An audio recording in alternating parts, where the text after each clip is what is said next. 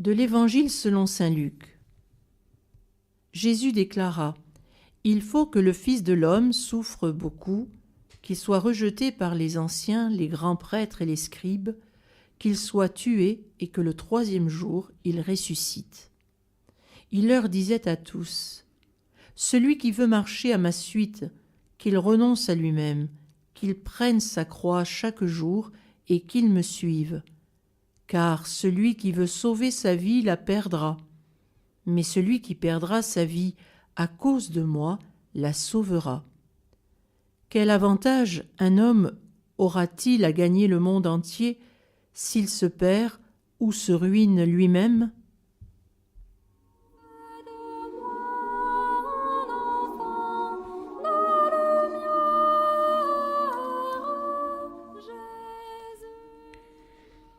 Méditation de sœur Brigitte de Serres, sœur de saint François d'Assise.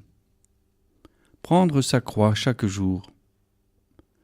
L'évangile de ce jour est rude, il est troublant et il est exigeant. Le Fils de l'homme semble nous orienter vers sa souffrance, vers le rejet qui lui est réservé, vers sa mort, vers notre vie à perdre, vers sa croix et la nôtre tout à la fois. Oui, sa souffrance doit aussi être la nôtre. L'élève n'est pas plus grand que le maître. Mais voilà que tout à coup apparaît un frémissement de lumière et de salut pour lui qui ressuscite et pour nous qui, par cette voie, devenons des sauvés. Sentant le même impératif, il faut qu'il ressuscite. Et pas n'importe quand, le 3e jour, ce 3e jour des Écritures. Le relèvement s'opère au moment même où l'agenouillement est absolu. C'est ce qu'a compris saint François d'Assise. Il n'a pas eu d'autre quête que celle de ressembler à ce Christ aimé éperdument. Jusque dans une souffrance, un renoncement total de lui-même, jusqu'à recevoir les stigmates, c'est-à-dire les conformités, c'est-à-dire les blessures de mort, mais d'une mort traversée, telle que nous pouvons la contempler dans le sublime crucifix qui un jour lui a parlé dans la petite église de Saint-Damien.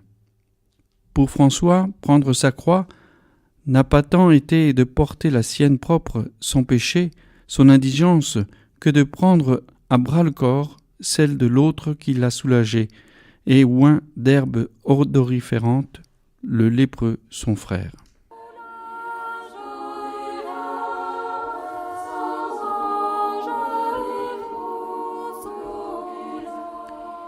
Prions avec saint François d'Assise la prière devant le crucifix de saint Damien.